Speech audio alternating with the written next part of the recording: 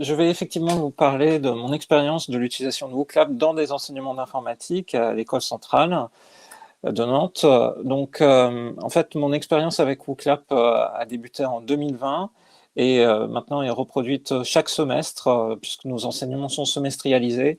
Et ouais, du coup, je suis amené à l'utiliser tout au long de l'année, sachant que j'avais un intérêt pour les dispositifs d'interactivité qui étaient de longue date plutôt orientés vers des solutions logicielles. J'avais déjà un peu expérimenté d'autres logiciels auparavant, comme Socrative M-Clicker. Mais en fait, c'est en 2019, avec l'arrivée d'une nouvelle ingénieure pédagogique chez nous, Gwenaëlle Lemoff, que en fait, l'établissement a fait le pas d'aller vers WooClap et j'ai eu l'occasion et l'opportunité de l'utiliser de manière assez intensive.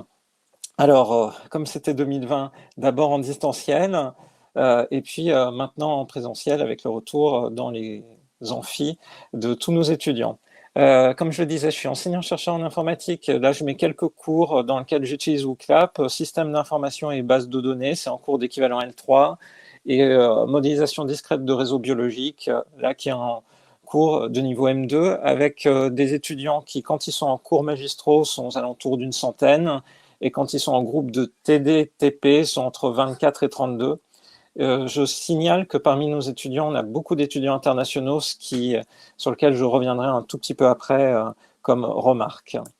Alors, du coup, à quel moment, personnellement, je l'utilise? Déjà, en fait, en début de cours magistral, au moment où on est en train de présenter le contexte du cours, où on a quelques étudiants qui arrivent parfois en retard, où il y a tout le temps ce moment un petit peu de flottement au début du cours. J'ai généralement ouvert en fait la première question qui est un recueil des attentes 5 à 10 minutes avant le début du cours, ce qui fait que les étudiants qui sont arrivés en avance, qui ont déjà téléchargé le cours, ont déjà récupéré le QR code ou l'adresse du questionnaire WooClap. Je voulais signaler que personnellement, moi en amphi, j'ai énormément d'étudiants qui utilisent en fait le QR code et qui le flashent maintenant avec leur smartphone. C'est quand même aussi une évolution qu'on voit vis-à-vis de la manière dont tous ces outils sont utilisés au fil des années. Et puis aussi, en fait, en début de CM, après cette première question qui est plutôt un recueil de leurs attentes par rapport aux cours qui vont suivre, une question sur les prérequis. Des questions sur les prérequis et où les connaissances préalables qu'ils peuvent avoir, ça me permet un petit peu de savoir plus exactement par rapport au sujet que je vais traiter, si c'est le premier cours de toute une séquence, de connaître un peu, on va dire, de prendre la température. Voilà, c'est vraiment une prise de température, ou autrement, c'est un retour sur des questions et des éléments qui ont pu être vus dans les cours précédents. Et puis après, j'alterne environ toutes les 20 minutes. Ça me permet un petit peu de rythmer le cours. Et donc, c'est quelque chose qui vient ainsi permettre de faire une pause aussi dans l'apprentissage, dans la transmission, en l'occurrence, vis-à-vis des étudiants. Alors là, c'est pour le cours magistral. En TD, là, j'utilise surtout en fait en début de TD. On a un séquencement très CMTD, CMTD, CMTP, ce type de séquencement chez nous. Donc, en fait, en TD, comme c'est pas forcément moi qui fais le cours magistral qui précède, je pose une ou deux questions qui sont en lien avec le cours magistral. Ça permet de vérifier en fait la bonne compréhension que les étudiants ont pu avoir durant le cours magistral et le recul qu'ils ont pu acquérir, et puis aussi de rentrer dans le sujet de TD directement.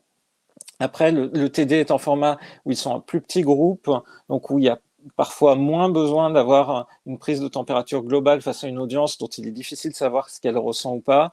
Mais généralement, par contre, en fin de TD, je leur demande une question de ressenti sur la séance. Alors, je vais montrer concrètement comment ça se passe. Là, c'est un cours magistral en question où j'ai grosso modo mon plan de questions, c'est le recueil des attentes, c'est ma première question.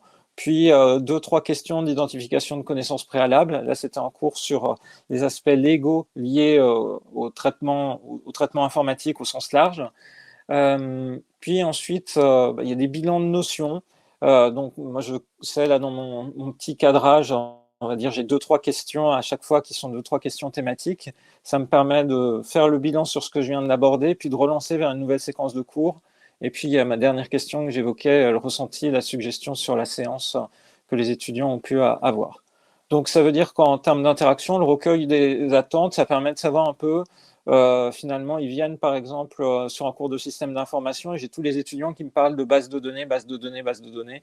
Mais en fait, système d'information, c'est beaucoup plus large que ça. Ça me permettra un peu de guider ma focalisation, par exemple, et de leur faire de partir de ce qu'ils connaissent et puis de prendre un peu de recul.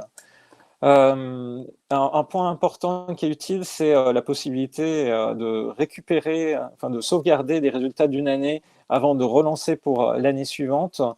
Ça permet un petit peu quand on se pose la question de comment faire évoluer le cours, comment les étudiants ont répondu à tel ou tel élément, ça permet de faire un petit retour. Là, chaque année, chaque semestre, je sauvegarde les réponses que les étudiants ont faites sur les questions d'avant, enfin, d'une promotion pour pouvoir revenir, voir si j'ai des tendances, s'il y a quelque chose qui d'évidence a été mal compris de manière systématique ou si c'était juste sur une séance.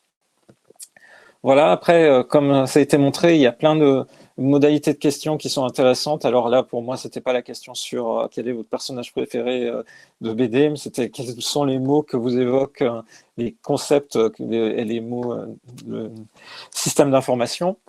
Voilà, après, j'utilise différents types de questions, des questions à choix multiples aussi, pour un peu confronter les croyances préalables que les étudiants peuvent avoir et la réalité de ce qu'il en est, là, avec une question sur ce qu'il est possible de traiter comme type de données personnelles dans un cadre spécifique.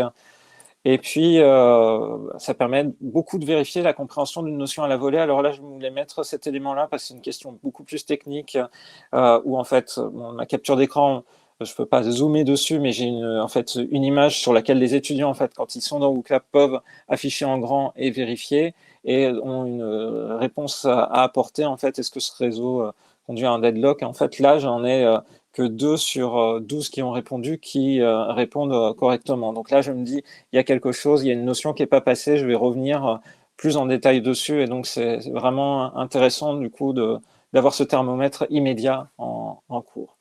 Puis là, j'ai d'autres exemples comme la vérification de la compréhension de notions vues en cours magistral avec des questions à choix multiples, mais qui me permettent un petit peu de vraiment voir si les étudiants, dans ce qu'il fallait retenir comme étant correct, ce qui n'était pas possible, mais ils ont vraiment eu ces éléments en tête à travers les 2 heures de CM, ou s'il faut réinsister dessus, et notamment ça modifie un peu la manière dont je vais le présenter ensuite sur des exercices en TD. Alors, si je dois faire l'analyse critique de cette utilisation, j'ai un pourcentage de répondants qui est généralement plus de la moitié des présents, mais pas 100%, qui est aussi lié au fait qu'on a certains des étudiants qui, clairement, il y a toujours la pression de ne pas se tromper, même si c'est pas quelque chose qui va servir à leur évaluation après. Il y a aussi un contexte parfois culturel lié au background international ou non, avec des étudiants qui sortent de prépa qui veulent tout le temps, par exemple, répondre, avoir la réponse correcte. Donc, un pourcentage de répondants qui est parfois variable. Et puis, la difficulté aussi à construire des questions qui explicitent le raisonnement. Pas seulement le thermomètre, mais d'avoir le raisonnement, c'est un peu plus difficile. Il y a des outils qui existent. Je pense notamment à l'implémentation dans WooClap des tests de concordance de script pour le raisonnement et l'évaluation de compétences. Et donc, il faut avoir en tête que ça peut prendre plus de temps à les expliciter, ces questions. Alors moi, ce que j'apprécie, c'est le feedback en fait immédiat, même de la part de certains étudiants qui n'en donneraient pas à l'oral. C'est-à-dire, là aussi, dans un contexte où on a beaucoup d'étudiants internationaux, on a des étudiants qui, clairement, vont pas exprimer leurs difficultés ou ne répondront même pas oui, non, seront toujours, quand si on fait un vote à main levée dans un amphi, ne lèveront jamais la main. Là, au moins, on a une sollicitation et une récupération d'outils. Puis la facilité d'utilisation de l'outil, la récupération automatique des questions d'une année d'un groupe à l'autre et toute la diversité des formats de questions. Ce que j'ai comme retour du côté des étudiants, c'est qu'ils apprécient cette dynamique d'apprentissage actif et puis ce côté ludique. Et tout à l'heure, il était évoqué aussi le mode compétition que j'utilise pas, mais même sans ça, les étudiants m'évoquent le côté ludique. Voilà, donc notamment par exemple quand je leur fais un point sur les outils qui sont utilisés, alors c'était pas que WooClap, mais pour l'interaction en séance de TD, les étudiants soulignent le fait que c'est dynamique, qu'il y a un bon interfaçage avec les différents outils, donc ça fait plaisir, on sent qu'ils sont demandeurs de tout ça. Alors pour conclure, en fait, pour moi les points d'attention, c'est la taille du groupe, C'est-à-dire que clairement, en fait, quand on a à peu près 32, à partir de, je dirais, 24 étudiants, c'est vraiment utile. Sur des plus petits groupes, j'en ai moins l'utilité, mais voilà, 24. Et puis alors, clairement, les amphis, quand on a une centaine d'étudiants, la question ne se pose même plus pour moi, en fait. C'est recourir à WooClap pour avoir une température du groupe. Et aussi, un point d'attention, c'est la première fois le temps de préparation préalable, parce que on n'a pas forcément conçu son cours, si c'est un cours qu'on donne depuis longtemps, en ayant ce jalonnement de questions. Donc, ça veut dire qu'il faut y revenir. Et puis, alors, j'évoquais aussi, là encore, le contexte international, c'est qu'on voit vraiment que sur des questions comme ça qui sont posées, chaque mot compte. On réfléchit beaucoup à la manière dont le mot peut être compris de manière correcte ou pas sur des questions, par exemple, fermées. Il ne faut pas qu'on ait mis des mots trop équivoques ou trop de, on va dire, de français soutenu parfois, qui ne seraient pas compris par tous les étudiants. Et en tout cas, le bilan pour moi, c'est vraiment très positif en termes de plaisir d'enseignement, parce que ça a vraiment amélioré les interactions et c'est finalement un constat partagé tant par les étudiants que du coup par moi-même. Donc c'est vraiment très positif. Voilà un petit peu pour ce retour. Voilà, j'espère que ça vous aura intéressé.